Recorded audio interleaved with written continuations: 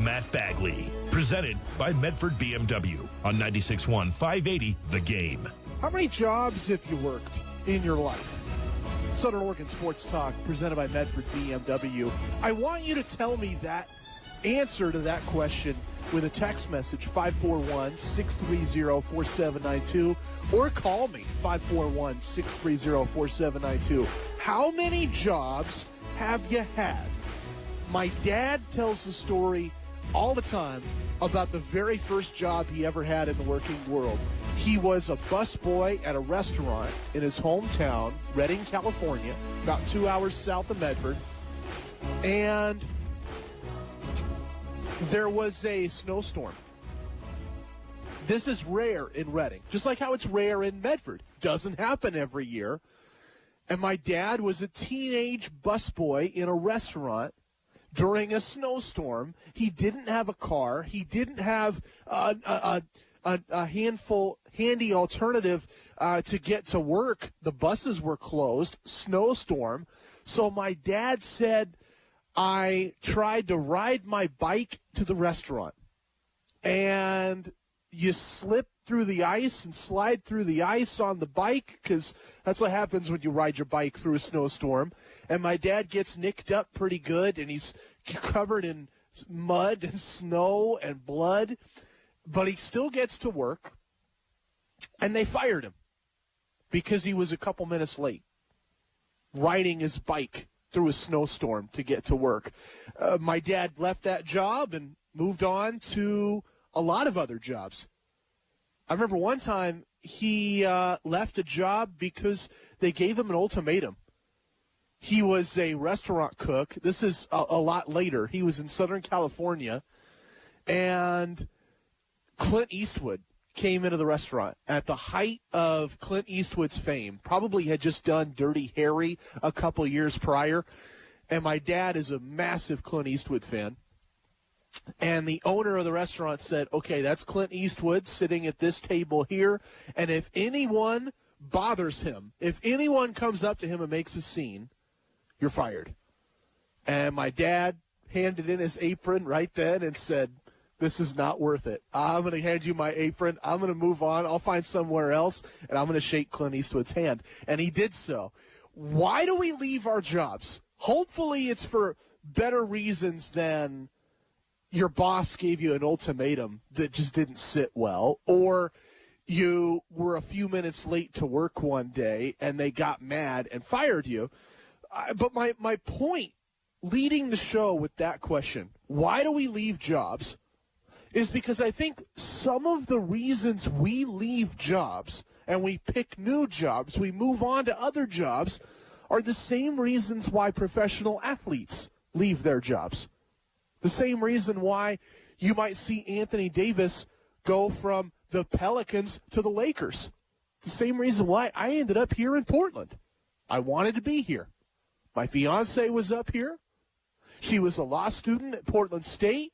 She's going to resume classes once the pandemic finally comes to a close and we have a normal world again. And I had been trying to get up here for years to close the distance in a distance relationship, and finally found a way to make it work. So I moved 5 hours away. Anthony Davis wanted to live in Los Angeles, wanted all the endorsement deals, wanted all the fame and fortune.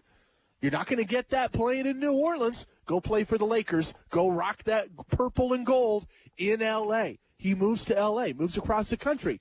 And now Aaron Rodgers reportedly has delivered an ultimatum to the Green Bay Packers. If they don't fire their general manager, Brian Gutekunst,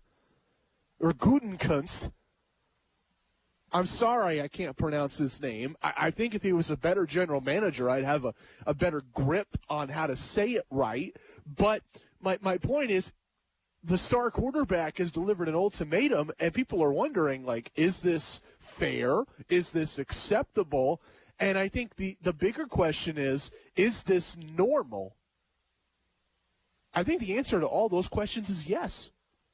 Because it's something that we've all experienced in our lives. We've all left jobs for some of the same reasons. Why do we leave our jobs? Southern Oregon Sports Talk, presented by Medford BMW. I talked about this a couple years back with regards to baseball players at the start of the lockout, or the start of the COVID lockout experience, where all of the seasons were shut down and the collective bargaining agreements that made each of these leagues hum were all being renegotiated because the world was turned upside down. You had to rewrite everything. What was the proper protocol for workouts and what would be agreed upon on game day, and how do you keep players safe and their families safe, all of that stuff all had to be renegotiated with players' unions. And I remember saying that I doubted how many players would opt in, because I remember the only time I've ever been so fed up with a job that I left it. And that was my first job in the radio industry. I started on the very bottom of the totem pole. I was a secretary. I would take phone calls and I would schedule meetings for everybody else. And then occasionally I would get to go on the air. I would do sports updates during the weekday. I would do a handful of long-form interviews with coaches that we'd throw up on our station website at the time. And then on Friday night, I get to go out and do play-by-play, which remains my utmost passion in my job. I felt like I was a broadcaster. I felt like I had earned the responsibility of being a broadcaster. They trusted me on the air. They let me do the sports updates and interview coaches and do play-by-play. And I was the only one in our company that could do play-by-play. But when push came to shove, they never, and I say they as in my bosses there, never treated me like a broadcaster. I was still the secretary. It was my job to pick up phone calls and schedule everybody's meetings. And when they had all their broadcasters gather together for weekly meetings or monthly meetings, or they wanted all the broadcasters to go over something with the boss, or they wanted all the broadcasters to go out and have a test drive of a car as an endorsement deal, or go out to a restaurant and try these brand new tacos as an endorsement deal, things like that, I was never viewed as a broadcaster. I was just the secretary. Everybody else gets to have all the fun. I got to have all the work. And I said enough's enough. I don't make enough money. I'm not respected enough. And there was an opportunity at this station in Medford, the old ESPN 580, which has since become 96.1 580 The Game, and I took that opportunity. We all leave jobs for normal, I think understandable reasons. And I think the reason Aaron Rodgers is about to leave his job in Green Bay is equally normal and understandable. I'm curious where you stand. 541-630-4792. Text me, call me, tell me what you think. For me, I felt disrespected. I felt undervalued. Aaron Rodgers has to feel similarly. He asks the Packers to improve upon a team that got slapped by the Niners in the NFC title game 2 seasons ago. Last April, how did they take that suggestion? They drafted a quarterback from Utah State. They drafted a quarterback that never saw the field last year. How does that help Aaron Rodgers? Then he bucks up, takes a deep breath, moves on with his life, does the best he can to forget about that slight, takes the Packers back to the NFC title game, and I know he wanted Green Bay to go for it. Players want to go for it. They want to score touchdowns late in games and go aggressive, do everything they possibly can to win a game and reach the Super Bowl. That's their goal. That's their career motivation. Guys wake up at 3 in the morning and study film and go to the gym and put their bodies through rigorous, borderline insane diets year-round with no relent because they want to reach the Super Bowl. And in the biggest moment of the biggest game en route to the Super Bowl, the Packers coaching staff said, sorry, Aaron, we're going to kick a field goal. They went on to lose the game. They did not reach the Super Bowl, and Aaron Rodgers is sitting back going, okay. And he bucks up, and he takes a deep breath, and he waits patiently, and for 3 months, he's sitting on his fingers watching the Packers do absolutely nothing in free agency. They don't go out and add any impact players on offense. They don't go out and bolster a defense that Tom Brady tore to shreds in the NFC title game. And they leave Aaron Rodgers with no choice. Underappreciated, undervalued. He's going to leave his job. And I think he's justified. 541-630-4792. This text just coming in on the line. You can chime in if you want. 541-630-4792. You're right, the Niners spanked those Packers 2 years ago. It's easy to forget that team, the Green Bay team, that got to the NFC title game that year was a solo mission. It was Aaron Rodgers playing hero ball, bailing that team out every single Sunday. They couldn't protect Aaron Rodgers. They couldn't catch for Aaron Rodgers. They couldn't defend to stop their lives. The Niners ran right down their throats in that ball game. It was a bloodbath. Couldn't stop anything. and people have the nerve to think that Aaron is unjustified for wanting out. I don't see it. Southern Oregon Sports Talk.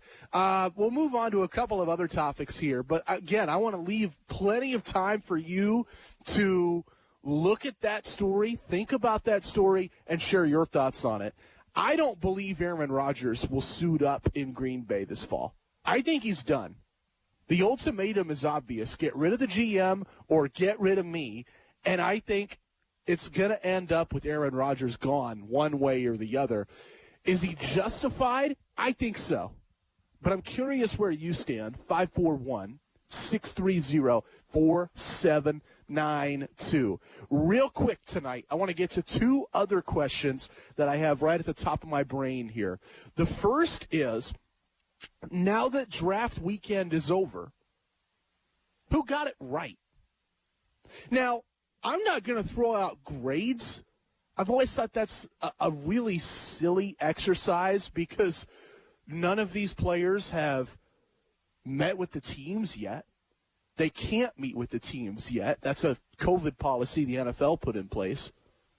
They haven't done measurements. They haven't had medical exams with team doctors. They haven't even been fitted for jerseys or helmets yet. I don't even know how they're going to play if we haven't even seen them put the uniform on. It's way too early to me to assess draft grades. But I think you can assess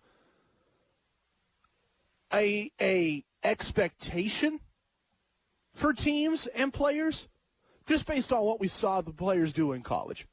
So I've said before, I'm going to judge a guy higher in the draft if he was a good college player.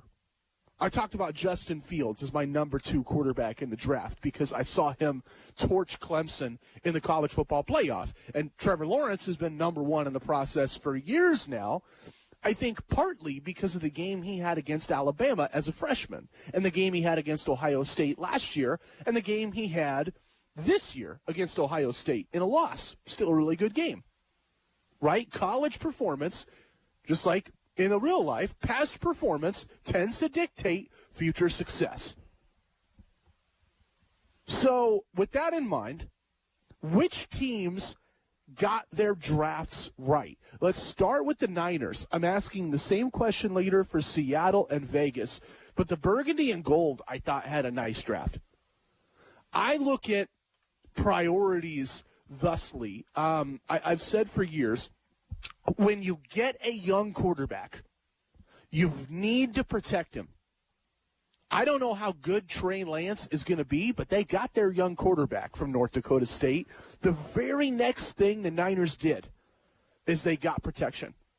That guard out of Notre Dame. I talked about past success, predicting future success. You're talking about a multi-year starter. You're talking about a player that played big in big moments against Clemson this year, against some decent competition in the ACC, a player that has experience in the college football playoff against Clemson and Alabama, a player that has experience in a collegiate program that has produced a lot of offensive line talent in the NFL. There's a lot of reasons to expect the Niners to have nailed their first 2 days of the draft. And then there's day 3. And I love some of these names. I want to go over this with you because I think there are some really interesting dudes in this core, not just Trey Lance and Aaron Banks. They grab another running back, Trey Sermon from Ohio State, a corner from Michigan, and Diamador Lenore from the Ducks, as well as Talanoa Hufanga from USC. Before that, of course, Hufanga, 5-star DB from Corvallis. In Hufanga, you get an athlete. I see him as more of a linebacker at the NFL level. At the very lowest, if he's not a starting linebacker, he's a solid special teamer. Diamador Lenore, on the other hand, I think is one of the more underrated players in this draft. And I have said this for a while now, and really it's at the forefront of my mind after the radio appearance I made in Roseburg on Friday. I think I shared this soundbite with you Friday, but I believe the Pac-12 players got a raw deal this year. I felt like the conference was justified in opting out, and I said that to you countless times here on this radio show, and I stand by it. The past 15 months have been a plague. The scientific term is pandemic. I think that term goes over people's heads sometimes. In the Bible, they talk about plagues. It's a plague. It's a plague. And I think the Pac-12 realized, from a PR standpoint, that if you bring a bunch of players on campus and potentially they infect each other with COVID-19, and at some point they interact with their families, you have a mess on your hands. You have created an outbreak, basically. And it's not only bad PR, but I think it's terrible morally and ethically in a plague. So I don't defend the Pac-12 for opting out initially, or I don't attack the Pac-12 for it. I mean, and I don't attack any players in the Pac-12 that decided individually to opt out in a plague, to protect their loved ones, to avoid what they saw as a potential outbreak. I'm not going to blame them for that. And I think college football fandom as a whole did blame them for that, and did take it out on the Pac-12, and did think that, well, this conference doesn't take football seriously, and this conference doesn't take college athletics seriously, and then took it out on players that opted out, as we saw in the NFL draft, where guys like Brady Breeze go in the 6th round. A Rose Bowl MVP went in the 6th round. Penei Sewell goes 7th to the Lions. I thought he was the best non-quarterback in this draft. Why does he go behind Jamar Chase, behind Kyle Pitts, behind Jalen Waddle? I think it had to do with opting out. And Diamador Lenore kind of gets the brunt of all of that because of the situation of the Pac-12 and because of his situation with the Ducks. And I think essentially you have a player who is a lot better than a 6th-round grade, but he slips to the Niners in round 6, and I think they're going to take advantage of that. Way more talented than his draft selection. But the Pac-12 was undervalued this year for all those reasons that I mentioned. And I think it's a solid draft for the Niners. I'm not going to give it a grade because we got to see these guys play first, but the expectation on that draft is 3 starters. Lenore might not start from day one, but I see 3 potential starters out of that draft group. That's a great draft. I'm curious what you think. 541-630-4792. I'll ask this question now. I'll answer it next. Did you watch the Ducks spring game on Saturday? What'd you think about it? I'll share my thoughts next. Southern Oregon Sports Talk, presented by Medford BMW, right here on the game. Eating, working, living pain-free. These are a few of the things many of us take for granted. Yet for many United States military veterans, finding and affording oral health care is a challenge. Dental Lifeline Network is looking for dentists who can change this. Will you volunteer to help people like Richard, a U.S. naval veteran who suffered severe PTSD after his service? He was left homeless for a period of time, and his oral and overall health are suffering. Because of congressional limitations, the VA can't provide the dental help he needs. Through our Will You See One Vet program, we focus on helping U.S. military veterans like Richard. Now we are seeking more general dentists and specialists to donate treatment to at least one veteran with special needs. When you volunteer with DLN's program to see one vet, we handle the details so you can focus on the care. If you are a dentist or know a dentist, please share this message and help us make a difference in the life of a veteran in need. Visit willyouseeonevet.org to learn more. That's willyouseeonevet.org. I perform for our high school choir director, who taught me to breathe from the diaphragm and sing from the heart. Speech, debate, theater, music. The performing arts teach valuable life lessons that typically aren't taught in the classroom. They help high school students learn leadership skills that prepare them to enjoy more satisfying, productive lives. Hey, I've got a question for you. Who will you perform for? This message presented by the Oregon School Activities Association and the high school in your community. The debate about sports specialization by high school athletes continues. Some argue that high school athletes who play one sport all year long have a better chance of landing a lucrative pro contract. But that's simply not true.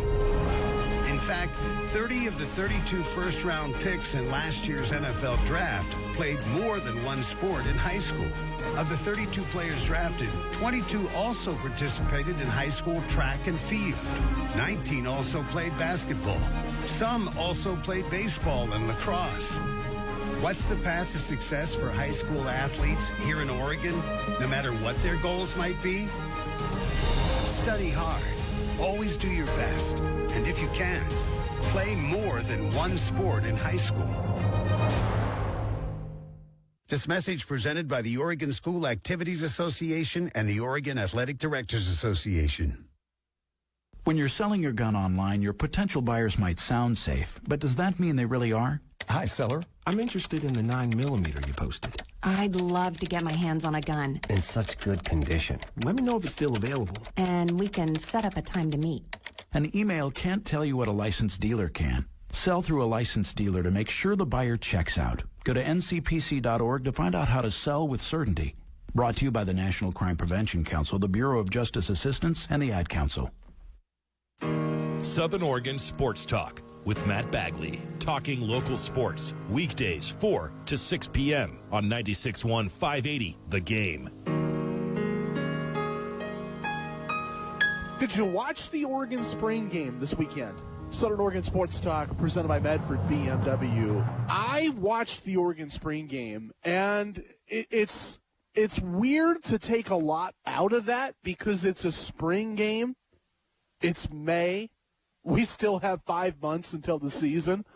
However, I think there are several things that are clear and obvious that we can declare now, move on from, and give some other things some time after the spring game. The first is the quarterback competition.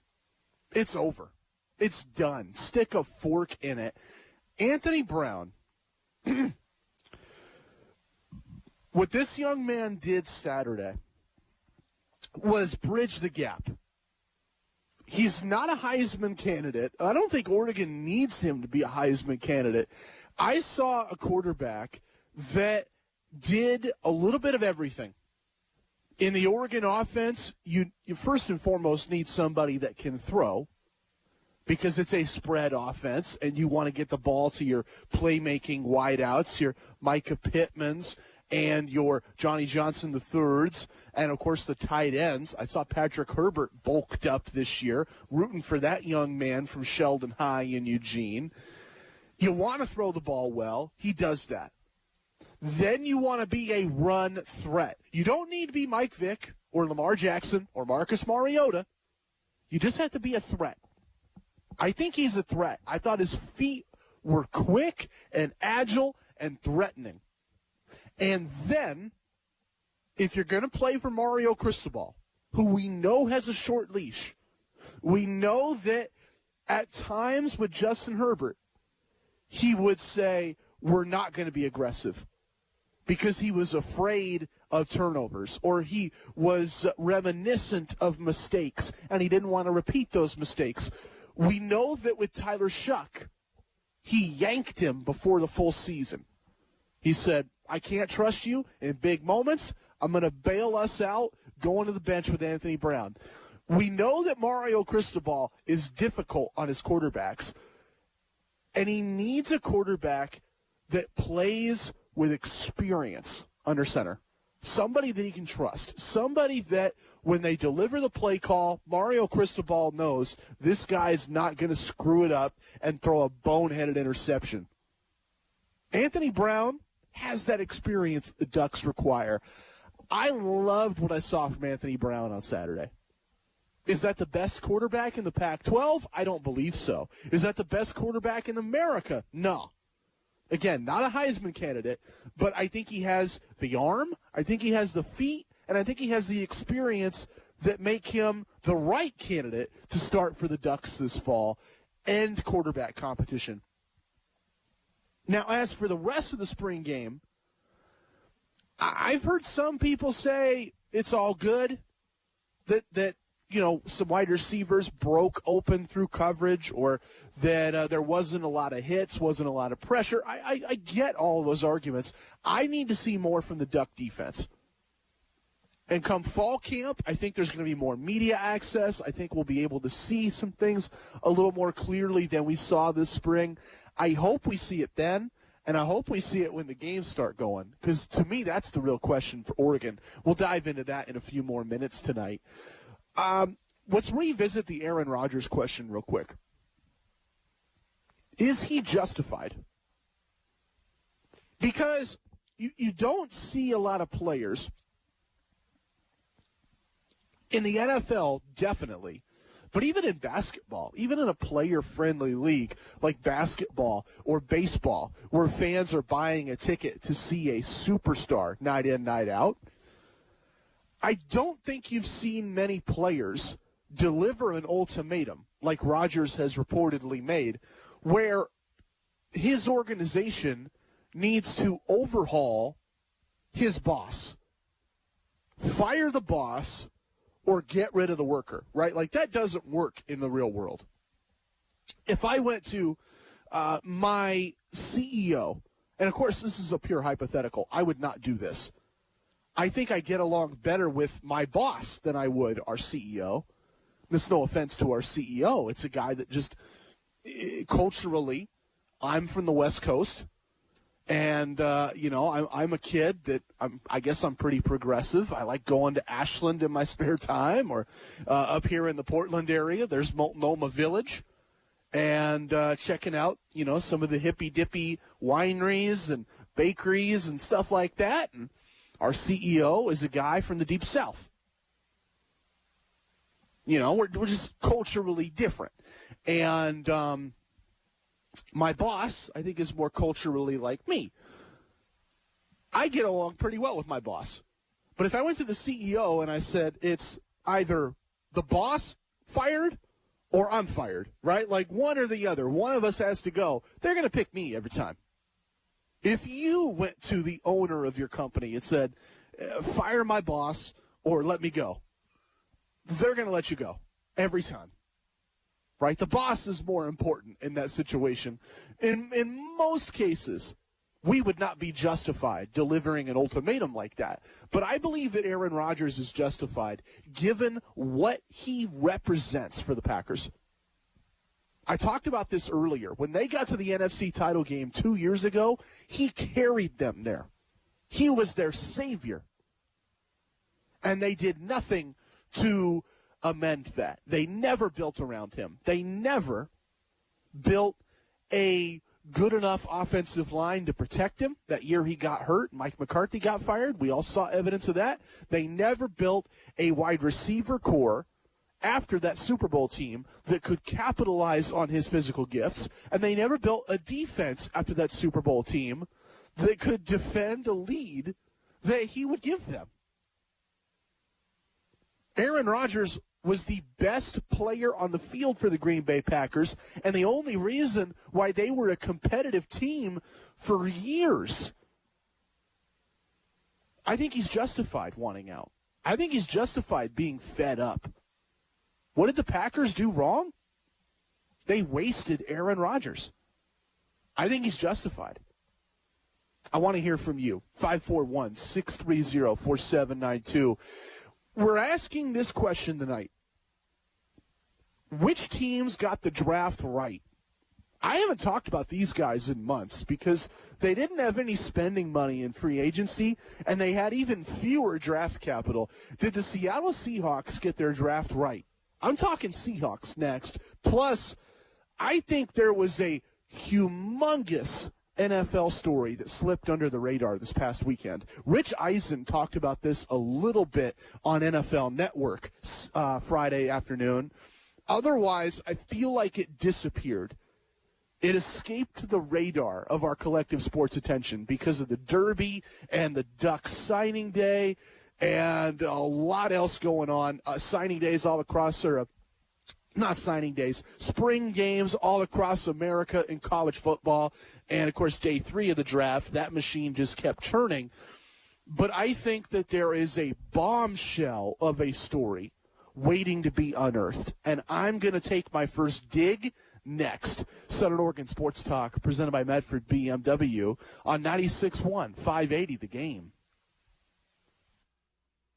At MasterBrand, we don't just make cabinets. We offer opportunities to grow, to learn, and to make a difference. And you'll be recognized and rewarded for doing it. MasterBrand offers tremendous opportunities for you to grow in your career in a clean and safe work environment. And we treat our employees right. It's our culture to build opportunity, purpose, and reward into everything we do. Our employees are our most important asset. That's why you'll receive a comprehensive compensation and benefits package that includes excellent wages, medical, dental, vision, and more. Plus, we offer health and retirement savings plans and a stock purchase program to help secure financial protection and peace of mind. When you join MasterBrand, you're part of something bigger. We stay competitive and provide support to keep our employees and their families healthy, physically, emotionally, and financially. If you have a strong work ethic and think you'd be a good fit in MasterBrand's fast-paced manufacturing environment, we'd like to hear from you. If you are ready to begin making your dreams come true, apply today at masterbrand.com.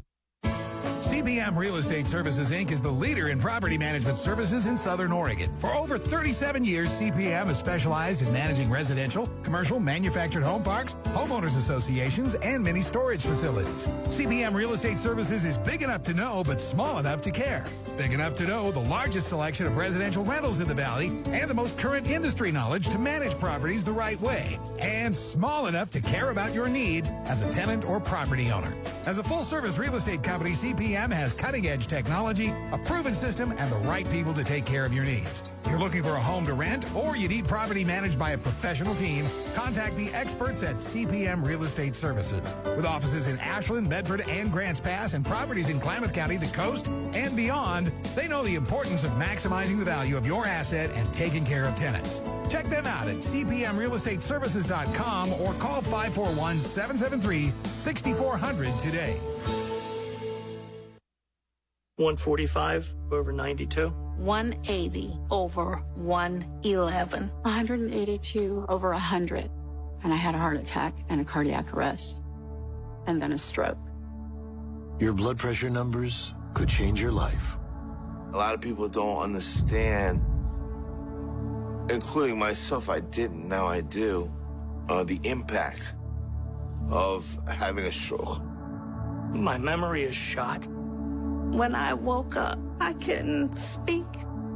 Lowering your high blood pressure could save you from a heart attack or stroke. If you've stopped your treatment plan, restart it or talk to your doctor about creating one that works better for you. Start taking the right steps at manageyourbp.org. It's a new life, but I'm going to make it better. I'm coming back. Ask your doctor. Check your blood pressure. Brought to you by the American Heart Association, American Medical Association, and the Ad Council. Southern Oregon Sports Talk with Matt Bagley. Talking local sports. Weekdays 4 to 6 p.m. on 96.1 580 The Game. 541-630-4792. If you want to call, text, leave me a message, or just jump into the conversation any which way, that's how you can do it. 541-630-4792. Did the Seattle Seahawks get their draft right? I have not talked about them for months because Seattle had no cap space. Nobody had cap space this year, but the Seahawks had to cut guys. They needed to make moves to get under the cap this year. And then the Seahawks had almost no draft capital because turns out they traded for Jamal Adams. So I want to look at these picks and tell you what I think. Of course, no grades, but still, I think we can make some judgments. We can set expectations, at least, for what these players are capable of. Dwayne Eskridge, the wideout from Western Michigan. He ran a 4.38 40. That's fast. He's got good hands. He's got long arms. He's aggressive. I think he's a playmaker. The question for him is competition, because Western Michigan is not a Power 5 school.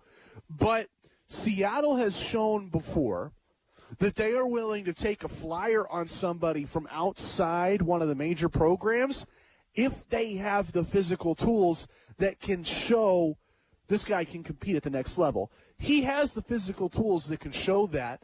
I think he's a great addition to this team, and I think he opens things up for Russell Wilson in the offense. So I like that pick, Eskridge, in the second round.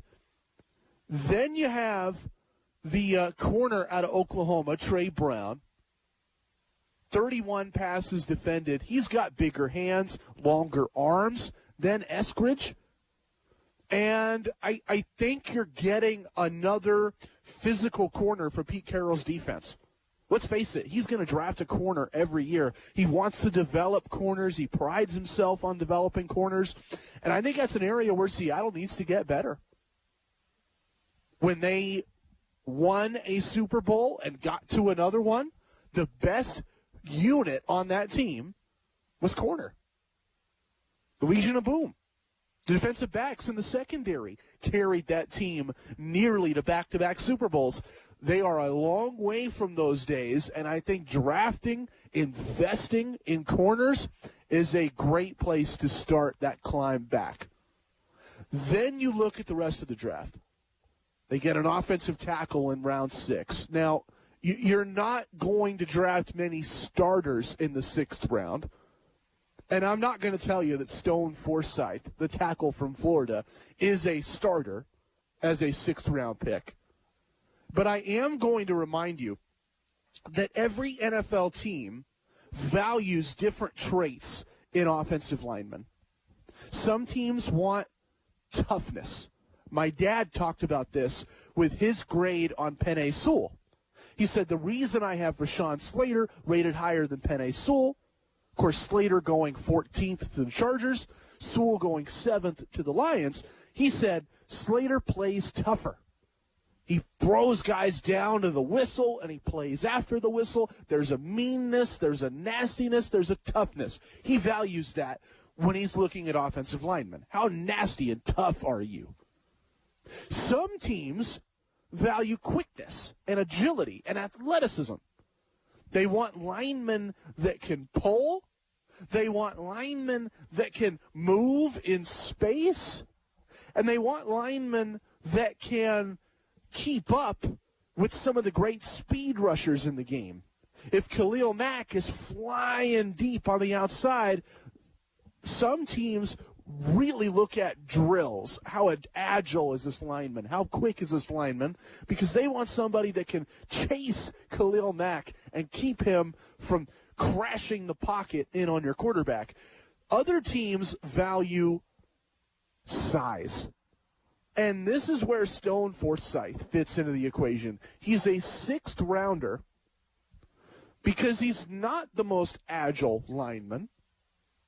He's not the meanest, toughest, nastiest lineman, but he is something very rare in the NFL. He's 6'8", 307 pounds, with 34-inch arms and 10-inch hands. He's huge. He's a giant. And the Seahawks value giants on the offensive line. I can say the same for my Raiders, by the way. We'll talk about that later on tonight. But I think there's something to be said for size on the offensive line. You want big guys in the trenches. You want guys that are tall, long, and strong enough to handle everything that those hogs on the other side, the big, strong, tall guys on the other side, are going to throw at you. And I like the idea of Stone Forsythe, 6th-round pick out of Florida, doing all of that for Seattle. So they don't have a ton of draft picks, didn't have a lot of draft capital. And I'm not saying that you have a starter in the 6th round, but I wouldn't be shocked if he is a starter at some point in his career. I think that Trey Brown and Dwayne Eskridge can be great players in their careers. And I think given what we saw, only 3 picks for the Seahawks, I think it was a pretty good draft. I like the Eskridge pick. I'm okay on Brown. And I like the Forsythe pick in the 6th round. That's 2 out of 3 for Seattle. I want to hear from you. 541-630-4792. Did the Seattle Seahawks get their draft right? I have not talked a lot about the 12s these past couple months because there was nothing to say. Once the Russell Wilson story vanished out of thin air, the Seahawks didn't sign anybody in free agency, and they didn't have a first-round pick, so I couldn't talk about who they were going to draft. I'm doing that tonight. Did they get their picks right? Let me know what you think. 541-630-4792. And let me know what you think about the biggest story you missed from draft weekend. The Texans just drafted their next starting quarterback. I'm sure of it. I'm certain of it. And I'll tell you why next on Southern Oregon Sports Talk. Presented by Medford BMW. 96.1, 580 The Game.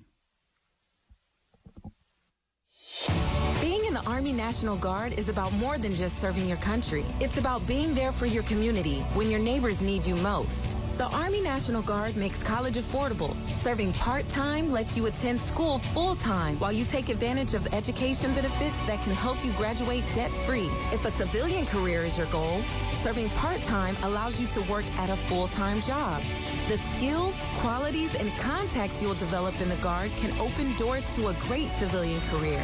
Want to serve but worried about being away from friends and family? Part-time service in the Army National Guard allows you to serve close to home. Serving in the Army National Guard lets you have the life you want while you enjoy the many benefits of serving your community and nation. You owe it to yourself to learn more about how the Army National Guard can fit into your life. Visit NationalGuard.com. Sponsored by the Oregon Army National Guard, aired by the Oregon Association of Broadcasters and this station. I struggled with symptoms like frequent gas and stomach pain for years. I was bloated all the time with daily diarrhea. At first, I thought it was what I was eating. I kept thinking it was stomach issues. So I did my research and talked to my doctor, and we finally uncovered the truth. It was actually EPI. Exocrine pancreatic insufficiency, or EPI, is a condition where your pancreas is unable to help break down your food. It can lead to symptoms like diarrhea, gas, bloating, stomach pain, unexplained weight loss, and oily stools. And EPI symptoms can be confused with those of other common digestive conditions, like irritable bowel syndrome, Crohn's, and celiac disease. So getting to the right diagnosis meant being more open with my doctor about the severity of my symptoms and how often they were happening. But there's good news. EPI is manageable, so don't wait any longer. Use the symptom checker at identifyepi.com and schedule a visit or call with your doctor to ask, could I have EPI? Sponsored by AbbVie. If you came across a child struggling with hunger, how would you recognize them? By their clothes, their age, the way they speak? Would you recognize a 13-year-old boy who gets into fights at school? Not because he's a boy, but because he's hungry? Or a 2-year-old girl who cries all night, not because she's sick, but because she went to bed without enough to eat? Or maybe a 9-year-old boy who hopes a friend invites him to a sleepover, not for fun, just so he can have dinner. Or a 15-year-old girl who goes for walks over lunch, so her friends won't know she doesn't have anything to eat. I am the 1 in 7 American children who struggle with hunger. Kids you pass by every day, but never knew were hungry. I am child hunger in America. Hunger can be hard to recognize. Learn why at IamHungerInAmerica.org. Brought to you by Feeding America, 200 Food Banks strong. Southern Oregon Sports Talk with Matt Bagley. Talking local sports. Weekdays 4 to 6 p.m. on 96.1 580 The Game. We'll talk about the Oregon spring game this segment. Get ready for a very long conversation about spring football next hour right here, Southern Oregon Sports Talk. But I believe the Houston Texans made a bombshell move on Friday night. It was the second round of the draft, and they have needs up and down the roster. Offensive line could use some help. Wide receiver could use some help. All sorts of names on defense because J.J. Watt is gone. Jadeveon Clowney, of course, has been out of the scene for a few years now. And the Texans drafted Davis Mills, a quarterback from Stanford. They have Deshaun Watson, and they have Tyrod Taylor, who I believe will start over Deshaun Watson this year. But the Davis Mills pick tells me that Deshaun Watson will never play for the Houston Texans again. Not just this season, but any season. This is an organization that is moving on. You just don't invest that kind of capital, that kind of draft ammo in the second round. Your first pick of the draft, I should add, unless you have a glaring need at that position. Generally, as much as I hate to say it, I've always been a guy who believes that you should, if you're an NFL team, you're an NFL GM, you're running a draft board, I've always believed you should pick the best player available. And there are some teams that follow that norm. The Seahawks, I think, do an excellent job of this. You can't read too much into the 3 picks they made because essentially they're looking at their draft board of 200 names and, crossing names off when other teams pick players. And so they could pick 3 quarterbacks. They could pick 3 punters. It's all about the best player available, right? The Seahawks work that way. I believe that John Harbaugh's Ravens work that way. Green Bay is notorious for this for the past 20 years. Why does Jordan Love go in round 1? He was the best player available. Why did Aaron Rodgers go in round 1 back in the day? Same story. It's a cycle for Green Bay. They've been operating that way ever since Ron Wolf was their GM back in the late 90s. Those are the exceptions to the rule.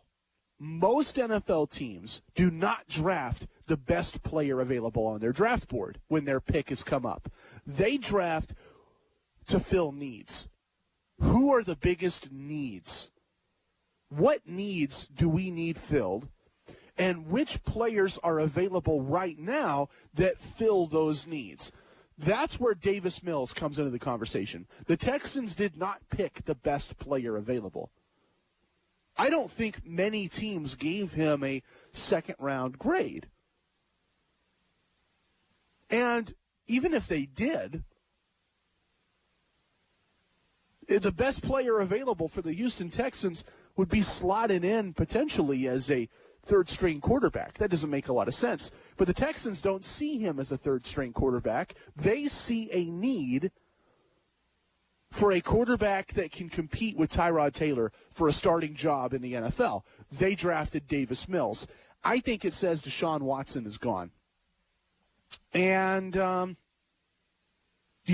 really can't blame them for coming to that conclusion. We haven't talked about this a lot on the radio show, but I think there's a difference between one accusation and 20.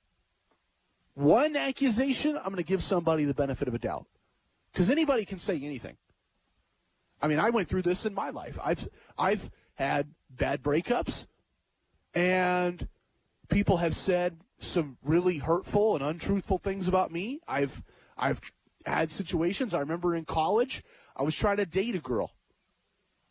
Ask her out, play the game, and do the courtship thing that you do nowadays, where you text and you hang out at parties and all that. And I never touched her. I wasn't inappropriate with her. I wasn't mean to her. I don't remember saying anything derogatory. I don't remember saying anything disrespectful. I thought I was a pretty good, upstanding dude. And word got back to me. My roommates are going, hey, why are you a sleazeball, right? Why are you this dirtbag who they say is doing X, Y, and Z? Never happened, right? One accusation, I'm going to give somebody the benefit of a doubt. When there are 20 accusations at somebody's character, that tells me something. I think Deshaun Watson is in a lot of trouble right now. And for good reason, he's in a lot of trouble. And the Houston Texans see that writing on the wall legally. They know that he's headed for a Mike Vick kind of situation where he's going to miss some time from football because of this legal trouble. And they are covering their rears because of it. They went out and drafted Davis Mills. Deshaun Watson is never going to play for the Houston Texans again. They got Tyrod Taylor. They got Davis Mills. They are set. And maybe next year, the year after that, then we'll see what happens to Deshaun Watson. But he's not going to play for the Houston Texans again. That's clear to me after what we saw Friday. 541-630-4792. On the other side of the break, I have Justin Hopkins from Scoop Duck, and we speak with two of his regulars. Two guys that in a normal college football season, we bring them on our podcast that we do, Scoop Duck and Hi-Fi. One of them is an analyst for addictedtoquack.com. The other is an analyst at Scoop Duck. And the four of us are going to have a conversation. Spring football. The Ducks had their spring game on Saturday. What did we like? What stood out? We'll talk about that at 5 o'clock. Southern Oregon Sports Talk. In the meantime, let's get into this story. Staying on the NFL draft and staying hard on the NFL this segment. I talked about the Niners, then the Seahawks, now my Raiders. Did Vegas get it right? Now, I know that some people are critical of what Las Vegas did in round one. And if I hadn't done my research, I would have been right there with you. 3 years ago, I thought they reached for Colton Miller when a pair of generational defensive backs were on the board, Derwin James and Minkah Fitzpatrick. You draft either of those guys, and you have an all-pro in your secondary for the next decade. The Raiders passed on them. They got a good left tackle, but not an all-pro, and they're paying the price for it. Their defense is atrocious. They could have drafted those guys. That was 3 years ago. 2 years ago, they reached for Cleveland Farrell.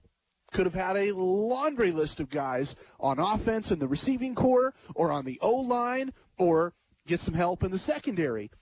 Instead, they picked Cleveland Farrell. They took him 4th overall. That was a miss. That was a whiff. Then they draft Henry Ruggs last year in the first round, who I don't think was the best receiver in the class, but he had the measurables they liked. Some criticized the Raiders for that decision.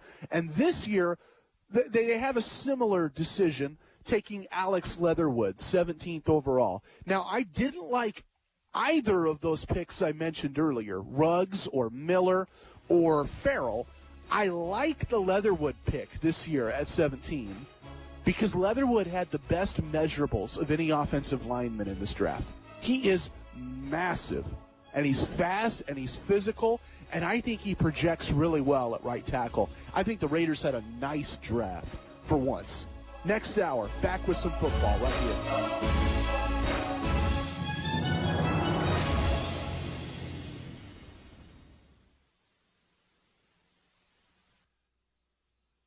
Every stage of life brings something new. Your first real job unlocks a world of financial possibilities and maybe a need for a great rewards credit card. A baby on the way could mean that a new home is more important than ever, but it'll take the right home loan to get there. When retirement suddenly shifts from someday to someday soon, don't panic. On Point Community Credit Union can help. For the new, for the now, and for what's next. On Point is here for every age and every stage of life. Join in. Federally insured by NCUA. Equal housing opportunity. Adopt US Kids presents What to Expect When You're Expecting. A teenager. Learning the lingo. Today I'm going to help parents translate teen slang. Now, when a teen says something is on fleek, it's exactly like saying, that's rad. It simply means that something is awesome or cool. Another one is totes. It's exactly like saying, totally, just shorter. As in, I totes love going to the mall with Becca. Another word you might hear is jelly. Jelly is a shorter, better way to say jealous. As in, Chloe, I am like so jelly of your unicorn phone case. You don't have to speak teen to be a perfect parent. Thousands of teens in foster care will think you're, rad just the same. To learn more, visit adoptuskids.org. A public service announcement brought to you by the U.S. Department of Health and Human Services, Adopt U.S. Kids, and the Ad Council. It's me, your heart. High blood pressure is serious, and if you think I'm just gonna keep ticking away, you're wrong. I can quit whenever I want, but I like my job. Just treat me better. Maybe we can do some exercise on occasion? After all, we're in this together. Don't let your heart quit on you. High blood pressure can lead to a stroke, heart attack, or death. Get yours to a healthy range before it's too late. Find out how at heart.org/blood pressure. A message from the American Heart Association, the American Stroke Association, and the Ad Council. I was in the hospital with my son for 18 months. When he got injured, I wasn't prepared, but I knew I had to be strong. When I was told about John's injury, I was in complete shock. I just remember rushing into his room and giving him a big hug and letting him know I was there. These veterans and families are just a few of the heroes we serve at Homes for Our Troops. For thousands of severely injured veterans, everyday life is filled with barriers. It was really the little things throughout the house. Counters that you can't roll up to. I had to drag my wheelchair down steps. I want to help, but he is so determined. At Homes for Our Troops, we build specially adapted custom homes with features like wheelchair access, roll-in showers, and automatic door openers that allow them to function independently and focus on their recovery and family. This house is freedom. It's hope. It's a new beginning. This house has given me my family back. To learn more, visit hfotusa.org. Question. When you walk into the boardrooms of the most successful companies here in Oregon, who do you meet? Answer. Men and women who play high school sports. Education-based high school sports give us more than athletes we can root for. They give us leaders we can depend on. Question. So where will we find tomorrow's leaders? Answer. High school sports. This message presented by the Oregon School Activities Association and the Oregon Athletic Directors Association. Sometimes, when a problem needs our attention, we get a warning. Would you recognize the signal if your heart was sending you an alert? I'm Marcy, and I have atrial fibrillation. That means I'm at 5 times greater risk for stroke. Some people don't even know they have AFib until they have a stroke. Talk to your doctor about your risk for AFib and stroke. Treatment saves lives. Visit Heart. This is your home for the Seahawks. He's going to look downfield. He's going to throw. Jimmy Graham. Touchdown. Seahawks. KTMT 580 AM and K241CA 96.1 FM Ashland. Your teams. It is Barner. It is Barner. And he's gone. The Beavers are the national champions. Brandon, a three-pointer out front. Hit it! Yes, he did! His take. Here's what I think. Matt Bagley. Let's talk about Theo Epstein. general manager of the Red Sox 20 years ago, and he helps Boston break the curse of the Bambino. Then he gets hired by the Cubs, helps them break the Billy Goat curse. They win the World Series. And now Theo Epstein has stepped away from baseball. I want to point out a hunch that I have about this. I have no evidence, I have no inside sources, but just basic glancing at who he is and what he's done, this looks an awful lot like a sabbatical. Talking local sports. You ever had a sabbatical? I've never had one in radio. My mom, a bridal seamstress. My dad has worked in the software industry. They've never got one. They've deserved one. A lot of people have deserved one. And I think Theo Epstein deserves one. Southern Oregon Sports Talk with Matt Bagley. Presented by Medford BMW on 96.1 580 The Game. Southern Oregon Sports Talk is presented by Medford BMW. When we get again, it's going to be easy. Walk into your favorite bar or your favorite restaurant and get what you want, sit down and enjoy it. Obviously, right now, that is a luxury that not every place has. So Jackson County is in a bit of a bind right now. I understand that, but I think it's important that I promote some businesses that I think deserve the mention and deserve a support right now through a really difficult time. One of those is Tap City Beverage, who normally welcomes myself, my father, and our friend Joe Tate from Medford BMW with open arms to perform a live draft show on the opening night of the NFL Draft. Given the fact that we're in a pandemic, we've done the draft show remotely the past 2 years.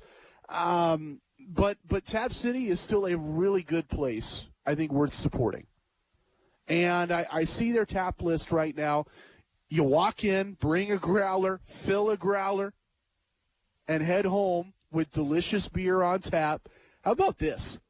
Good as Gold from Block 15 in Corvallis, a hazy pale ale that captures the essence of the South Pacific in a glass. Or you can never go wrong with Widmer Haifa. The Haifa, if you're into wheat beers in our states. I know I am. I live in the Portland area, and Widmer's the only Haifa that I can get. I get a little bummed out sometimes because I want my nice Hefeweizen and can't find them.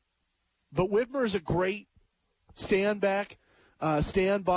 They got a bunch of Russian River Brewing beers. If you're a real beer expert, you might know that's one of the underrated gems on the West Coast, Russian River Brewing.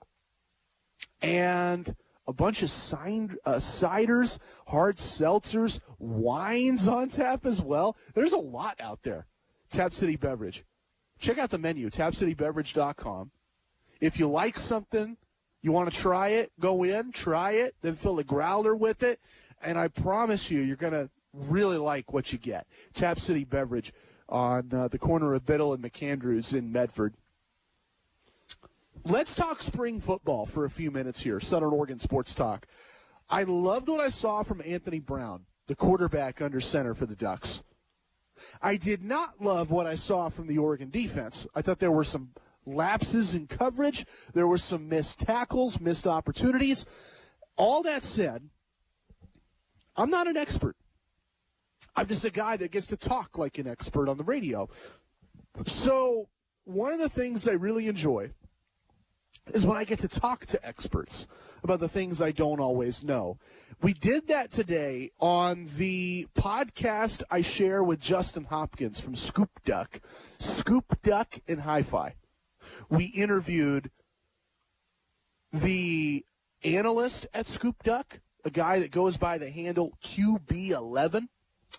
And then we interviewed the analyst at Addicted to Quack, another Ducks blog.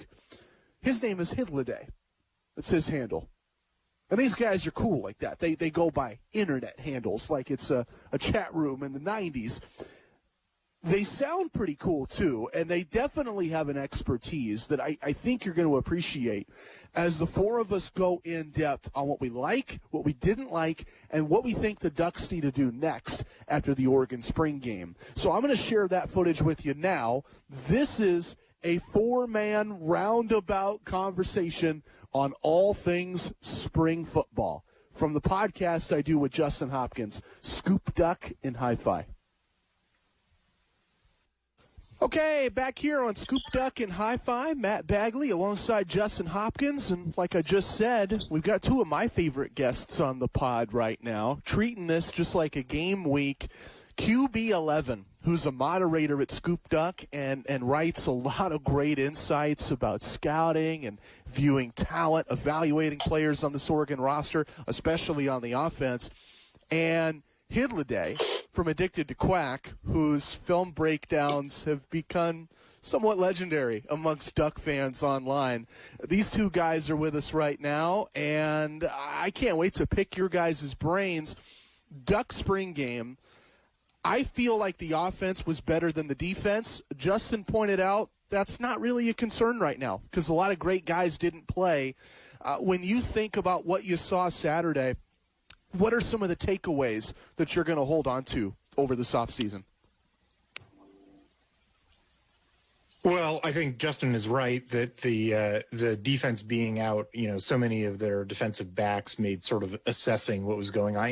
At one point, I think during the second drive, 3 of the 5 DBs that they had in were walk-ons, and they were going up against 4 and 5-star wide receivers. It's not quite a fair fight.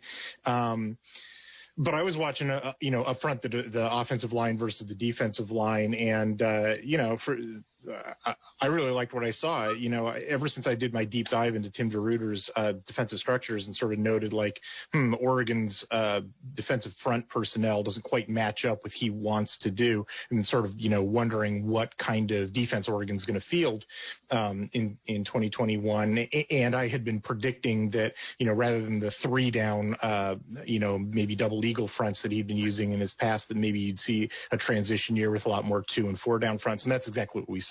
A lot of two down with a couple stand-up ends or OLBs, kind of semantic, whether you want to call it a 2-4-5 or a 4-2-5, but ultimately an even surface, 2 down linemen, 2 guys rushing off the edge, 2 inside linebackers, 5 defensive backs. That was sort of the structure that I was expecting to see, and that was really the only big question that I had was how he was going to adapt to the defensive personnel, and I thought it played out pretty well. Hell, it was decided by a single point. It was pretty exciting. Yeah, I would agree with. Yeah, I'd agree with Hifliday. We kind of had made some speculative. I wrote an article back in probably January or February, whenever DeRuyter was hired, about kind of how I figured he would morph his defense to fit the personnel, and it kind of matches up. I mean, the biggest concern that I have, at least from a front 7 standpoint, is who are those interior 2-gapping, 0-1 techniques that can really just eat blocks in the middle. There's not a lot of those guys. It's something that they've addressed over the years, is trying to get longer on the defensive front and fitting the Avalos scheme, where there really wasn't a whole lot of a need for those types of bodies. But as we transition over to what I think DeRuyter would like to do long term, I think improving the depth there is going to be a big thing. Guys like Jason Jones are great, but they're more built to be in a wider alignment where they don't have to sit and anchor on double teams of 2 short, stubby interior offensive linemen. So outside of Popo, I really wanted to see the development of guys like Keon Ware-Hudson, Suava Poti, all those guys that are going to be asked to sit in there and take those double teams. And I'll be interested to see what they showed in the spring versus what we see week 2 at Ohio State. How the alignments and scheme changes to fit that personnel even further. So just to follow up, because both of you, I think, possibly Hith, maybe not so much as QB, but when you're talking about what you saw in the alignments, one of my biggest concerns was who's going to be those interior defense linemen, and does Oregon have them? I think Popo Amave's probably going to be fine and fit in well there. Kind of looking for a second. Is that something that you guys would agree with? You're kind of looking at, between spring and fall? Yes, absolutely. I mean, the thing is that we know what Popo can do. If ignore 2020 where he wasn't really available and you just evaluated the film from the back half of the 2019 season, I think Hith would probably agree with me that he was playing at a higher level than Scott was just as a pure nose tackle. Yeah. And so I feel really good about him. Now, obviously, how trusting is it, or how much can we trust that he's going to stay healthy? But this group is made for nickel dime pass rush situations. I mean, there's so much length. There's a lot of twitch. I mean, even like Christian Williams looked fantastic getting off the ball, but he doesn't have a body type, and Brandon Dorlus isn't an ideal body type to hang in there from again in that 0-1 and just stack blocks. And so Keon Ware-Hudson needs to continue to improve. He's solid there right now. I think hopefully with a full remainder of the offseason and fall camp, he can take that next step. But we really need to have more than just those two. We need to get a third guy in there, whether that's Jason Jones or one of the other young guys. We just need to find that body. Yeah, I was sort of, we saw what I was expecting to see in the first and third drives, which were the ones-on-ones drives, where it was Amavai and Ware-Hudson. And then we saw sort of what I was expecting to see in the second and fourth drives, which were like the twos-on-twos, which were Dorlus and Christian Williams as the interior guys, and Pody and Jason Jones. We also saw a little later in the game Afiase. And, that's sort of what I was expecting the pecking order to be. But QB's right. Like these,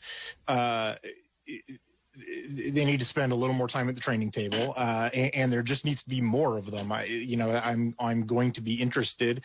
It obviously won't be relevant for the 2021 season, but I'm going to be paying attention in the 2022 class and beyond, like what kind of bodies they're going to try to recruit. And what, this might be a situation that he's happy with and tries to roll with going forward, and is just sort of changing his philosophy, because there just aren't a whole lot of 300 pounders on the West Coast. And it, might be more appropriate to roll with a 4-2 or 2-4.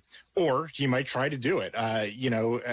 Cal's great nose guard that they were playing through 2018, they lost him afterwards, and that's sort of why their defense fell apart, was Chris Palmer. He was from Georgia, going to school in Berkeley. Who knows? Oregon recruits nationally. It might be they, get a couple of big Southern guys and really go for it. I will be watching with interest. Hith, you mentioned flexibility for Tim DeRuyter. How flexible do you think he is?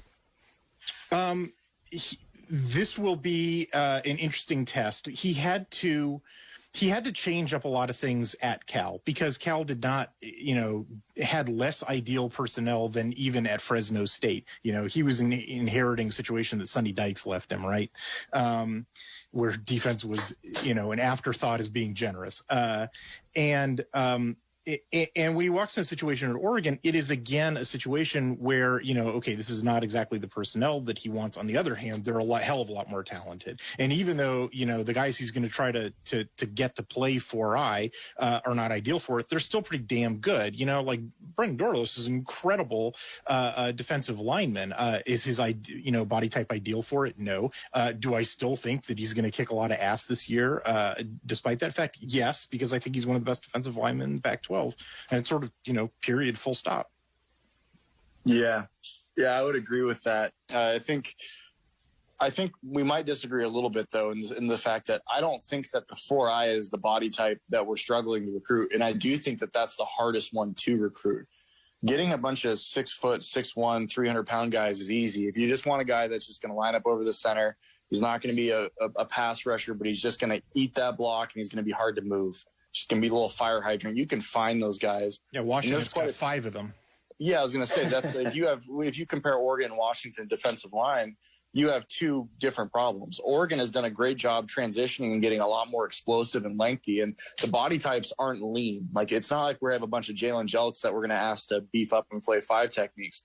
Guys like Keanu Williams, Masael Afiisi, Jason Jones, those guys are all, they have the ideal length. They have the frame potential to be, most of them already are 200 to 310 pounds, but it's that guy that's going to line up over the center, which makes it so that you kind of have to play this kind of hybrid even front, which probably fits the personnel better anyways, because it puts Brandon Dorlus in a position to play a shade over a guard instead of having to stack a tackle who's going to be a lot longer. Because from a positional standpoint, the thing that Dorlus does best is play a 3 technique. And so what you're doing is you just need to find the guy that can eat those blocks in the middle to allow him and Funa, who probably is best up on the line of scrimmage, as tight to the box as possible, play their ideal skill sets. So I think it's going to be interesting, but I think he's going to do a good job morphing what he would like to do to the talent. And then beyond that, the young talent kind of fits what he wants to do long term, with the exception of there's not a lot of those nose tackle bodies. So a guy like Sir Mel's in the 2022 class,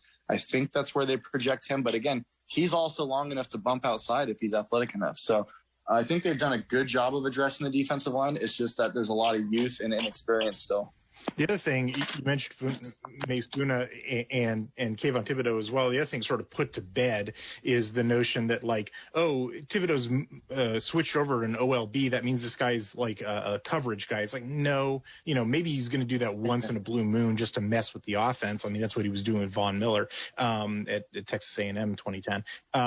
But like, no, it's an even surface. And both, he and Funa were the starters with the ones in that game. But then you also saw, Jake Shipley was playing on the end. Like, you saw during pass situations, you saw Adrian Jackson, playing up on the end. Those guys are dropping into coverage. Right? Trevin Maya, actually, I thought had a pretty good game.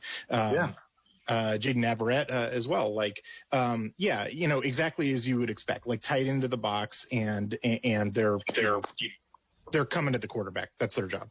And something to keep in mind, and I've said this a couple times in regards to Thibodeaux's position change, is it's a lot smaller of a change than people recognize, because most of the time, I'd say probably 70% of the time, his utilization last year and the year before is going to be exactly the same. He's going to line up in a 7 technique, but the difference is, and it'll be interesting to see with Ken Wilson's influence, is with him sliding to more of an outside linebacker position instead of that defensive end that he played in the Avalos front. Instead of stemming inside to really have to play that 4-eye and stack a tackle, playing an outside linebacker position, it's more likely that he will drop out of the box and play in coverage than have to drop even deeper into the box and stack in the run game, which, I mean, you ask anybody who knows anything about how Kayvon projects to the NFL, that's not his skill set. He's not a 275-pound guy who could slide in there and hang. That's not his strength. So just take him away from that situation entirely and plug in bodies that fit that role. And the reason that he is going to roll outside is because all of his help in DeRuyter's structure comes from the inside, right? Like, not only does he have, bigger, linemen doing that, but all the action, as anybody who watched Cal and looked at their tackle numbers knows, comes from the inside linebackers. And that was the other thing that was really encouraging about watching the spring game, is I thought the inside linebackers looked great. Not only in comparison to 2020 when there were some clearly, some tackling problems and maybe some focus issues as well, but these are just far more talented inside linebackers that Oregon has had ever, really. I thought that Slay Matuteo's back to form. It was great to see, Sewell's all over the field. It was great to see Justin Flo, seemed like he's on the mend. We saw a little bit of Keith Brown. It was nice. Mathis and LeDuc, who's sort of, the forgotten inside linebackers, are getting reps with the twos. I thought they looked great. A lot of good options there, the inside linebackers, and a couple of those guys are going to set records in terms of tackling and the nature of the system for the reasons that QB was elucidating. Yeah, it's not like some try hard. I don't want to talk disrespectfully about the linebackers that he's had at Cal, but the class of athlete that he's going from with the guys that like Weaver, who were very productive, to guys like Sewell and Flo, it's a completely different animal. And I would be, honestly, after seeing Flo, I would be very surprised if by the time it matters this season, we get into the thick of conference play, he's going to be probably starting with Sewell, because we haven't had those kind of guys around, and really you're only going to have them together for 2 years maximum. Kind of putting, I suppose, the finishing touches on defense, if you will. You guys did a great job breaking down the front 7, ultimately the defensive linebackers, corners and safeties. I don't know about you guys. I was able to obviously watch the spring game on the television, and then I was able to attend the open scrimmage a couple of weeks ago. I don't know if either of you did both, but for me, they pretty much had most of the starting secondary that first week. They didn't in the spring game. I thought it was a noticeable difference. Based on what you've seen, area of concerns, what did you guys kind of see from that group? I know there were some big plays by the offensive receivers, but just kind of where are things at for you with the secondary? Let's start with you, QB. Yeah, my biggest concern just overall in the defense is the depth at corner, which kind of showed itself a little bit in the spring game. There's just not a lot of scholarship bodies there this spring. That improves a little bit in the fall when Barkins and Dickerson show up. But right now, the problem that we have is I feel really good about the top two guys. James and Wright are top of the line starters in the conference. Those guys are both players. I'm not worried about them. We didn't get to see Bridges. There's been great reports that he's improved a lot. I'll believe it when I get to see it with my own eyes. And then we got to see the last two scholarship defensive backs at corner, both Manning and Davies. And physically, their talent is there, and they look really, really good. But they're going up against the ones at receiver, and they're both basically in their first spring. Well, they are both in their first spring. So, and they've had very limited reps. They look good. I think Davies reminds me quite a bit of how Graham looked his first spring at Oregon. And Manning's athletic ability is just off the charts. It's really easy to project him to be a really good player at some point. But what is that depth going to look like when the fall comes? If we were to suffer, God forbid, suffer an injury to one of those top two, or even beyond that, deeper into the depth chart, we're gonna need those young guys to step up fast. Because as we saw, it was 2 walk-on corners with the twos. So bodies are it's going to be very key for Oregon to stay healthy at corner. Yeah, I mean, the 4 guys who you project to be the 1 and 2 deep in Wright, James, Davies, and Manning, look, those guys would be starters at any other Pac-12 school. The problem is you need 2 of them. You really need 4 of them for rotational purposes. And we saw what was there behind, those top 4. It was walk-ons. Dondrail Books, God bless him, Marko Vidakovic, Lucas Noland, a local boy.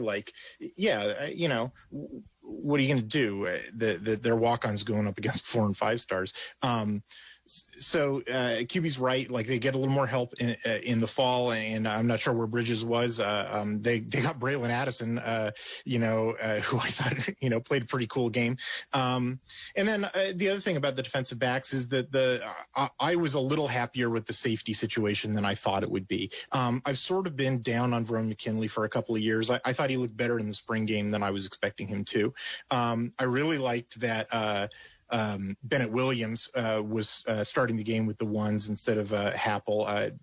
Justin, I think you had in one of your write-ups that Happel was playing with the ones, and I don't think that's correct, although I don't blame you for the confusion. There wasn't a whole lot of clear demarcations of when they were putting the 1s and the 2s in. And Steve Stevens, who we've sort of been waiting on for him to live up to his, 4-star. I think he had some unavailability problems in 2020, which should have been his coming out party. And then a little bit of JJ Greenfield with the 2s, who I thought looked pretty good. And Damon David and Bossa got in late as well. I think that's a lot more safety depth and talent and correct decisions in terms of personnel than Oregon had in 2020. And so, I'm looking forward to shoring that unit up.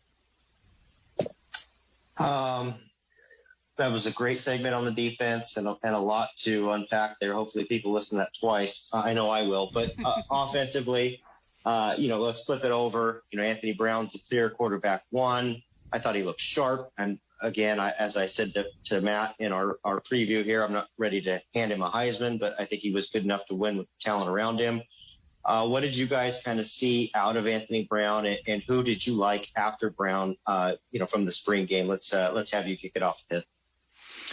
Well, Anthony Brown was the guy that I've been watching for, the past 4 years, right? He was a starter for 3 years at Boston College. I wrote a whole article about him, that I think the guy's got all the physical tools to be successful as a quarterback. When you hit the deep throws, he reads the field pretty well. He's just an experienced veteran.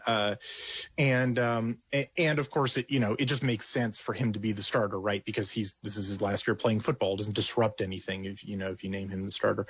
In terms of how the race for QB2 goes, I kind of, at this point, I'm not willing to say who's ahead. It's kind of unimportant. They've got an entire fall camp and however many practices during the year before it's relevant, if at all. Entirely possible that Anthony Brown just plays every single snap, and it's a totally moot point.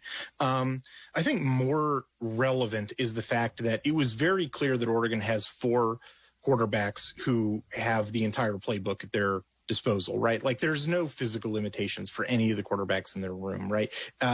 And I can tell you from watching, from doing all the research that I do on every other team, watching all their spring games, or all the conversations that we've had with other publishers for my articles at Addicted to Quack, like that's not true of any other room in the Pac-12, right? Like most other places in the Pac-12, their QB1 goes down. Like that's it. Their season's over. Jaden Daniels at Arizona State is unavailable for whatever reason. Arizona State is done playing football. Same with Chase Garbers at Cal. Same with probably Charlie Brewer at Utah. Same with Dorian Thompson-Robinson, UCLA, et cetera, et cetera, et cetera. Or at the very least, even if they have like an okay quarterback too, that like they have to design a different playbook for him because that guy can't push the ball more than 10 yards downfield or something like that. Not the case at Oregon, right? Like there is a 0% chance that Oregon finishes the 2021 season having to play a quarterback where like, well, I got to design a different game plan for this guy. Like, it kind of doesn't matter really who they pay. That's being a little glib, but like having that much depth, the 4-star talent, where you don't have to worry about having to write a second playbook it's a good thing to have. Yeah, I would agree with that. I think it's a really small sample to anoint somebody on. I wasn't able to go to that open practice a couple weeks ago, so even then I probably wouldn't feel comfortable with it. What I will say is that I think that Brown has a really high floor, and I think that reasonable expectations should be set. But when you consider that he's going to have the best supporting cast of an Oregon quarterback since Vernon Adams was at Oregon, it should give you some hope that this offense should just achieve, like if they hit their baseline on a week-to-week basis, you should be scoring 35 points. So it's just a matter of I apologize 1 second.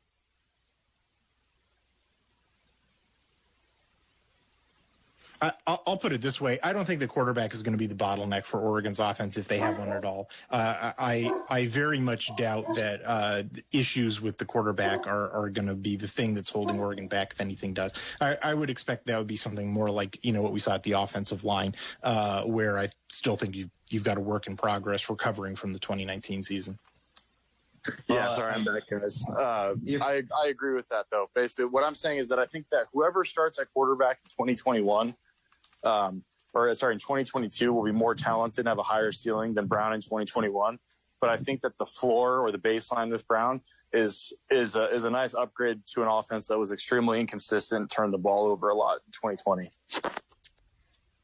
I guess that's how I feel. The supporting cast around him, should give him plenty. And as long as he's just controlled and making the right decisions, not forcing the football, the offense should hum. Flip it over and receiving tight end.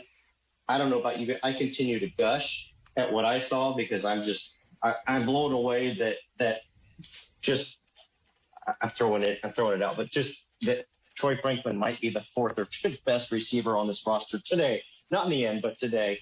And the fact that they've got at least 4 capable tight ends.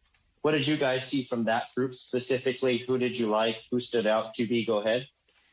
Yeah, I mean, I agree. I don't think that Franklin's the 4th best receiver. I think he's probably at worst 2nd best right as of today. But when you just think back over the last couple of years, I mean, poor Justin Herbert's probably watching the spring game thinking, man, where was this a couple of years ago? Because like, especially at tight end, I think is probably the most drastic difference. Receiver too, I guess you could probably group those together. But there's so many Pac-12 quality starters there. And it's not just that there's Pac-12 quality starters. There's Pac-12 quality starters that are buried on the depth chart. And when you think back to years where Ryan Bay or Hunting Campmore, no disrespect to those guys, were the second option at tight end and had to go out and run routes. And right now we have 2 true freshmen that could both be starters if we needed them to be. So we're in a much better spot than we've been historically at those positions. And I think it's going to be the new standard going forward. And I think some really good players are going to lose snaps this year, the guys with experience to young guys, because you just can't keep them off the field. The thing that I was really encouraged by seeing was the tight ends. Number one, like those true freshmen look ready to play right now, which that's nuts for tight ends. And number two is after not really seeing much of Patrick Herbert at all or Spencer Webb as, a blocking tight end. No, those guys were starting. Those guys were running with the ones, and they had clearly bulked up, and they were knocking people around. They were, your full service tight ends, not just like run out and catch passes. And for Joe Moorhead, it's been a minute since he's had, really high quality tight ends like that. Mike Gesicki at Penn State was not a great blocking tight end. He didn't really have him at Mississippi State. And he didn't really have him, at Oregon in 2020 because nobody could stay healthy. So I'm really interested to see what Moorhead does with that full of a room of full service tight ends where, I don't want to be too cavalier about this, but even if Webb and Herbert get hurt, he can still field 12 personnel sets, with Matavao and Ferguson and not miss a beat. Cause good Lord, those guys are huge.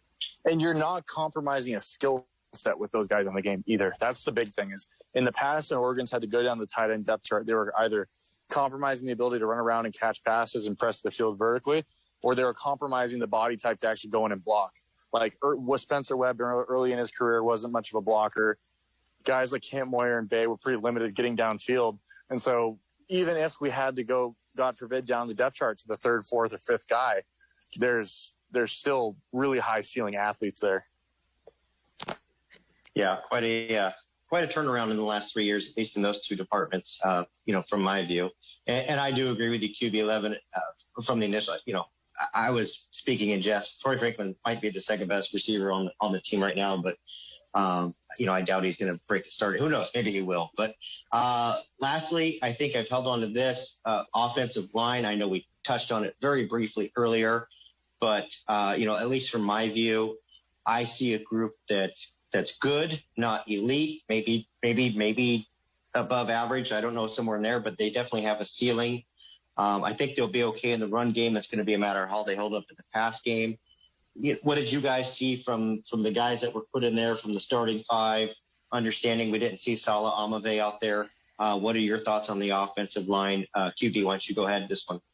Yeah, thanks. I think that how good that group can be will be dictated by the steps that guys like Stephen Jones, TJ Bass, and Salah Amave take between now and when it's time to go in the fall, because those guys are the guys that aren't at their ceiling or aren't close to their ceiling, and the guys that can really improve it, and they're going to be the ones that dictate the overall ability of the offensive line. Guys like Forsythe are great, they're dependable, they're good players, but he's not going to get a whole lot better between now and August. Guys like George Moore, he's a sixth-year guy. He's improved. He seems to have improved a lot from last year, actually, watching him, but he's going to be scraping that ceiling because of just how long he's been in the program. But guys who haven't been available because of injuries are really in their first full or second full year in the program, and are the younger guys are going to be the ones that kind of get to elevate the group or make it kind of the same as last year where it was an inconsistent bunch. Yes, totally. And those are exactly the people that I would name in terms of who's at their ceiling and who still has room to improve.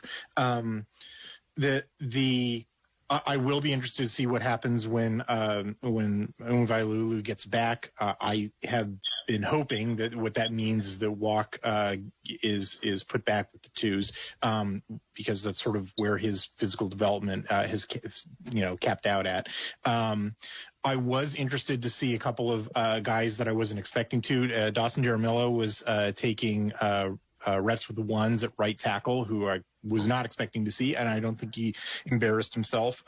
We saw Sumataya and Marcus Harper and Logan Sacapello and Jonathan Dennis with the twos, as well as Jackson Powers Johnson, formerly light. And I think it's a deep group. That's the other thing is even if the ones are not the that 2019 elite offensive line level, like I think that unlike 2020 when they were clearly absolutely petrified of a offensive line injury, and that's where they were cross training everybody at multiple positions, and they were they probably they played a 6-man rotation. They probably only had 6 guys who were ready to play. It seems clear to me from the limited data that we have from the two practices that we've been able to see that the group's probably going to run closer to 8 or 9 deep this year, which is gives you a little more flexibility to experiment and really find who your best 5 are. Great stuff, guys. Love the way you guys have broken down the Ducks. It's excellent. I know fans are going to eat this up. Before we send you out, maybe last one. I guess we'll just talk about that team up to the north that wears the purple and gold. I believe the two of you at least watched some of their spring game.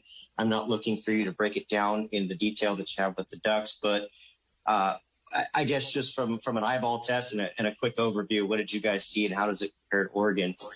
Hith, why don't you start it off, please? Well, the thing that I was looking for was the thing that I was looking for most for Washington was how their offensive line was going to go, because, given the choices that they have made at what they refer to as an offense up there, the offensive line is going to determine their success at it. They were basically playing the same guys that they were playing last year. The greatest article that I've never published was my Washington preview for 2020. Oh boy, I was, I went pretty deep on those guys. It's been curious to me because their 2s at the offensive line are better than their 1s. They're certainly higher ceiling guys. They probably should have, if they were a bolder team in 2020, would have been playing those guys and planning for the future. And not only did they not do that, from the spring game, it appears that they're going to stay the course on that one and play guys who I think are just way lower ceiling dudes from left to right. It was Kirkland, Ale, Wattenberg, Bainavalu, and then because Kern was out, they had Melee playing right tackle. I think those guys have a lower ceiling than the dudes that they were playing with their 2s, which were Fountain, Nucalepo, Luciano, Biolo, and Rosengarten. Miles Morale was out. They probably would have had him playing center if he were available. Anyway, and then sort of across the board, that same philosophy that I had been noting in Chris Peterson's teams, and now it appears, Jimmy Lake's as well, where the seniority uber alles, right? The guy who's been around for a while, no matter what his ceiling in, he's the guy who gets the start. And the more talented dudes they recruited, are going to warm the bench. That's what I was seeing throughout the spring game. And I mean, the difference in talent between the dudes that they have selected to be their 1s and, the team to their south is remarkable. Anything to add? I would break it down even more simply than that. I agree with everything that Hithloday said, but I don't think that you can glean a lot from the spring in regards to scheme and really, I mean, spring games specifically, everything's so watered down and guys are running about 90%. Everyone's just trying to make it out of the spring uninjured. That I'm just looking at the kind of the stuff I always look at. What's the average athlete on the team look like stacked up across the board? And what does it look like in relative to the other teams in the conference, the main competition, the contenders for a conference championship? And there's just completely different athletic profiles. I mean, we were talking about Oregon doesn't really have a ton of the nose tackle guys. That's all they had. They have nose tackles spread along on the defensive line, playing different techniques because there's no length or explosiveness. And when you compare athletes at linebacker, you just go up and down. The only thing I'll say is that the Washington defensive backfield is good and as deep as it ever is, but the overall athleticism across the board is in the size relative to the athleticism. It's just a completely different type of unit. So I'm not going to take too much. I mean, it seems like they're doing the same stuff offensively they did last year, which it puts them at a disadvantage. It's a low ceiling type of system. If you want to play ball control and defense, 2002, 2001 was a long time ago. You have to be able to generate explosive plays offensively to win football games at a high level now. So I don't know about you, Matt, but all I heard was the Ducks are going to kick the crap out of the Huskies 47-6. Is that what you heard, Matt? Yeah. I think the greatest coach in the history of the Pac-12, Jimmy Lake, really is going to have his work cut out for him next fall. Man, I think there is a version of the Washington football team which does pose an immediate threat to Oregon. In fact, there's and is actually a pretty damn good team, could go to the playoffs. I don't think that's the team that's going to show up on the field. I think culturally they're making the wrong choices in order to do that. Yeah, which is interesting because if you look at them on a long-term scale, like they really did recruit well under Peterson. Like the last couple of years of Peterson, they brought in good talent, but the way they've deployed that talent and they've staggered it out, some of it's left, some of it hasn't played. And they've stuck with their guys, their OKGs that they can trust. And it's limited the ceiling of the team in the short term, but it's also staggered their classes in such a way where if they don't maintain that type of recruiting, that roster will fall off a cliff because there's going to have a bunch of guys that haven't played, or they're going to have a bunch of guys that just aren't the same athletic profile that they might have been able to recruit 3 or 4 years ago. Well, and like half of their skill talent hit the transfer portal, probably for cultural reasons, for exactly the reasons you're saying, QB. This team would worry me a lot more if I thought it were better coached. Yeah, like guys like Jalen McMillan and Rome Odunze, those guys can play on the outside. They're good receivers. I think that their running backs are all kind of the same guy. None of them are particularly explosive on their own. Which is and again, it fits in. They're hard nosed. They run the ball hard, but they're 6 to 7 yard in a pile of dust kind of guys. Whereas, if McGrew gets out there and skirts on the edge, he can go in a straight line, but they're not super dynamic ball carriers. But I don't see them offensively opening things up enough to really take advantage of the talent and skill sets of those outside receivers, especially if they decide to roll with a guy like Dylan Morris, who struggles to push the ball down the field, versus a younger guy with some more arm talent like Heward. Push is the right word with him. Yeah, it's a shot put. There's a lot of hang time on anything outside the numbers. Well, I certainly hope Grinolds and Fenners don't hear this because they'll be crying purple tears from you guys. But we do appreciate your time, and I hate to cut it off, but we're going to have a ton of off season to keep going over some of this and maybe get further into the evaluations. Hithloday, we definitely appreciate you. QB11, we appreciate you as always, and can't wait to get you guys back on again here. Hey, if I can plug something real quick, I'm publishing my weekly deep dive series into every Pac-12 team. I published the first one on Cal on Monday morning, and we've got every one of them lined up to get you through the spring and beginning of summer. Really great podcast interviews, and if you think this was deep in the weeds, boy, let me tell you. Yeah, thank you guys for having me on. It's always a pleasure, and I look forward to doing more of this stuff in the future. The other thing I'll say is that when you look at the problems that we discussed, or maybe the question marks or things that need work going into the fall for Oregon relative to the other teams in the conference, or even in the division, like a Cal, and you read Hithladay's dive, it's like, our problems really aren't that bad. Yeah, it's a lot of boy, this could be, this could go from an A- to an A+. Boy, I'm really steamed about how it's only an A-. And then you look around the rest of the conference, you're like, oh my God, one player got injured for Cal and their defense is probably done. Oregon's not in that situation. It's not even close to that situation. Also, want to note one more thing before I hop off because I got to get running here. Watching Kayvon Thibodeau rush the passer, the one thing that stuck out to me is he's starting to rush with one hand as opposed to two on his bull rush, which is going to essentially make him unblockable this year. It was the one thing last year where he was trying to establish this power and he was doing this two-handed chest thing. And for those who might be coaches or have history playing the defensive line that listen to the podcast, everyone knows that you're the longest and you're the most athletic when you have one hand on the offensive lineman as a pass rusher. And I saw it. I saw him dump George Moore into the lap of the quarterback. I saw him use it against Stephen Jones. It's going to take his game to the next level because it's going to eliminate the amount of just dead pass rush reps that he had quite a few of them last year. It was a little bit of a developmental year for him where he's learning how to convert his speed to power as he grows into his frame. And now he's learning, and I think applying the technical aspect of it, which is going to be I mean, it's like giving a shark a fork and a knife to eat. So it's going to be really fun to watch him take that next step. I think this year is going to be probably the most dominant year of an Oregon pass rusher we've ever seen. Well, it sounds like we better start putting up the Heisman billboards then. No, thank you both. Love the insight. Love what you said about KT there at the end. And Hif, we'll be sure to promote your stuff as usual because it's terrific and we love to support your work. So thank you, gentlemen, once again. Take care, guys. Yeah, thanks, guys.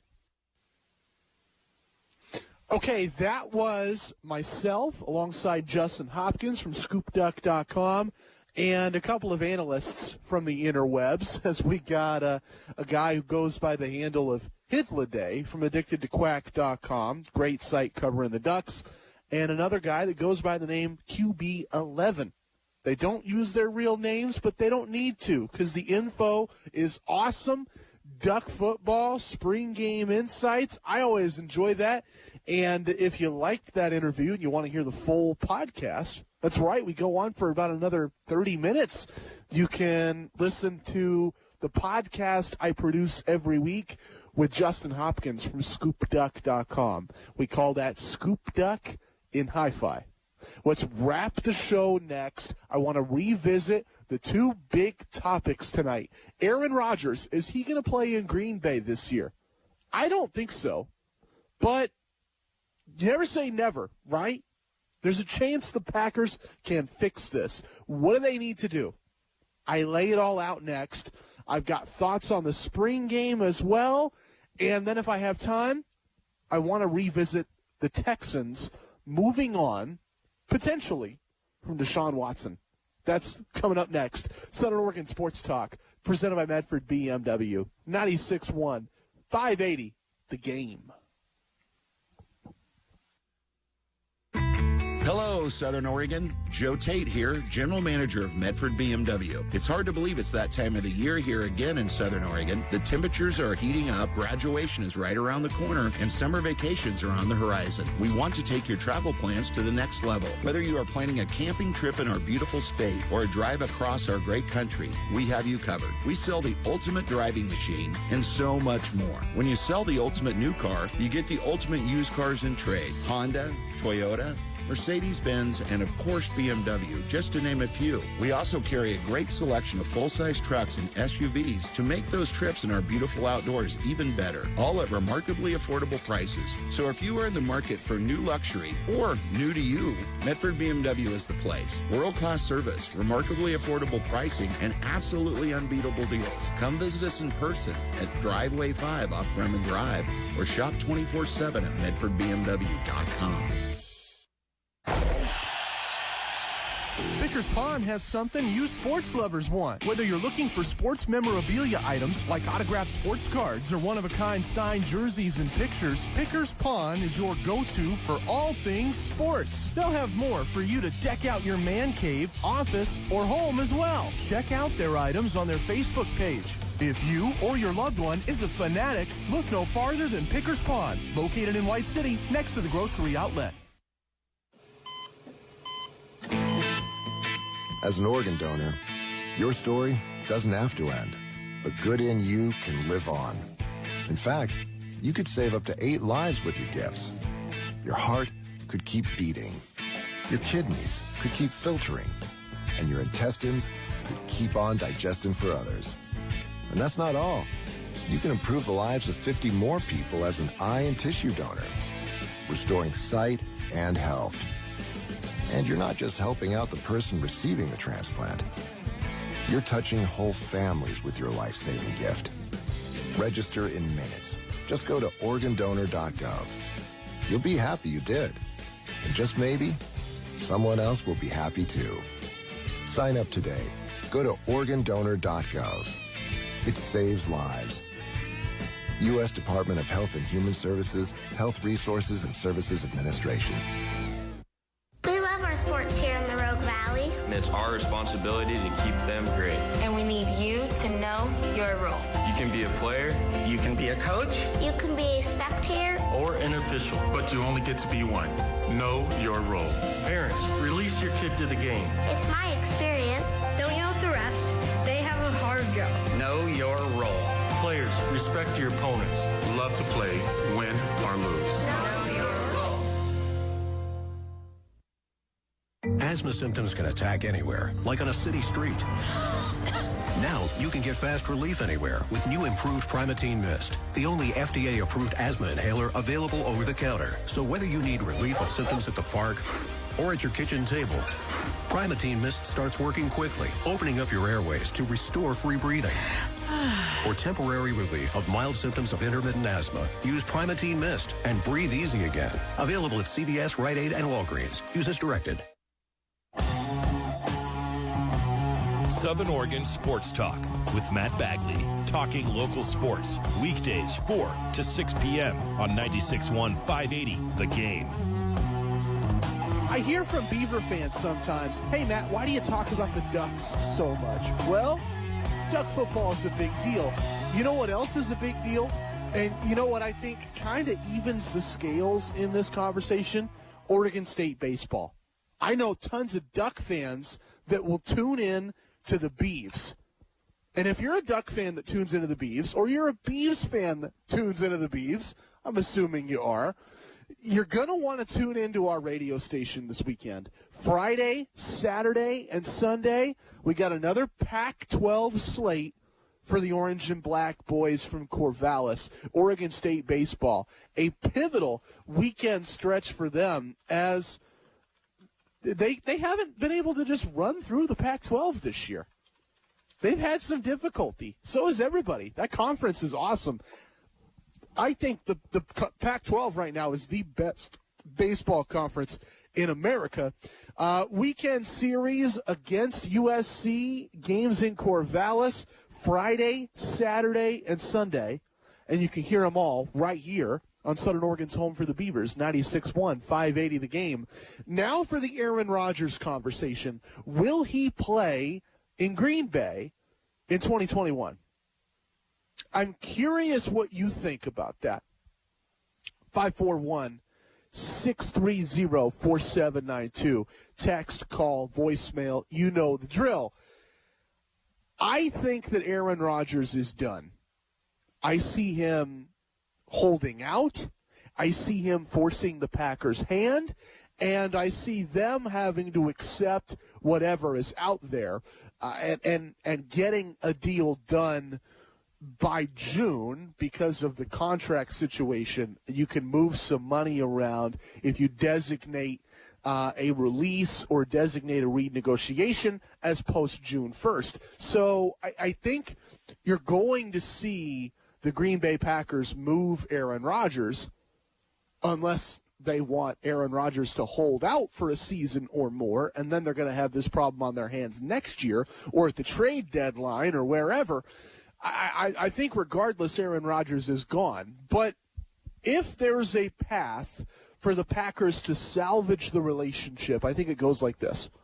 The very first thing you do is you have to get rid of Brian Gutekunst, the general manager that got that job. Now, I pointed out on Twitter, he wasn't the favored candidate when he got that job. He kind of came out of left field because Green Bay had groomed a couple of other general manager candidates over the years.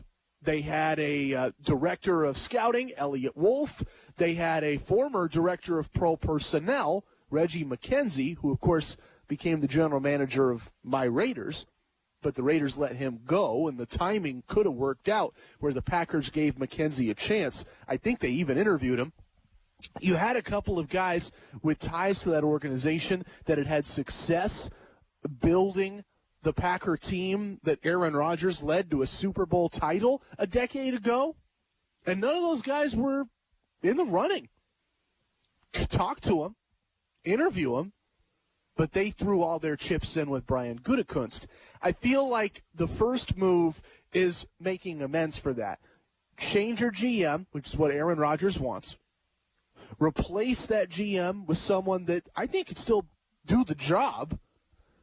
And the next step is mending the relationship with that coaching staff. Now, I think that's going to be harder. I don't know how Aaron Rodgers can trust a staff that signed off on Jordan Love going in the first round last year and a staff that did not go for it when they needed to go for it to come back and reach the Super Bowl. I don't know how, as a player, you give your all for a staff that isn't willing to give its all, that isn't thinking about winning a Super Bowl every season.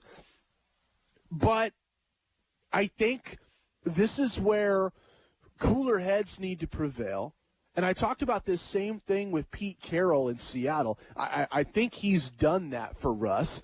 When you're in a situation where your superstar, in Seattle it was Russell Wilson, in Green Bay it's Aaron Rodgers, where your superstar is unhappy, as a coach, you have to swallow your pride and you have to make that guy happy. If that means giving him a little more authority, a little more control, a little more responsibility, I don't think that's a bad thing. Do you give that to every player? Do you give that agency and authority to the fifth-string defensive back or the third-string left tackle? Or how about the punter? No, you don't. But if it's Aaron Rodgers or Russell Wilson, you do. You give it to him. And Pete Carroll got that in Seattle, understands that. I think that Matt LaFleur needs to understand that in Green Bay. There's a chance Aaron Rodgers stays, but it's going to be tough.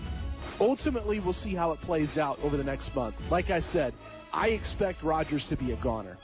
We'll talk about it more tomorrow at 4, and we'll talk about it the rest of the week. Southern Oregon Sports Talk, 4 o'clock, right here.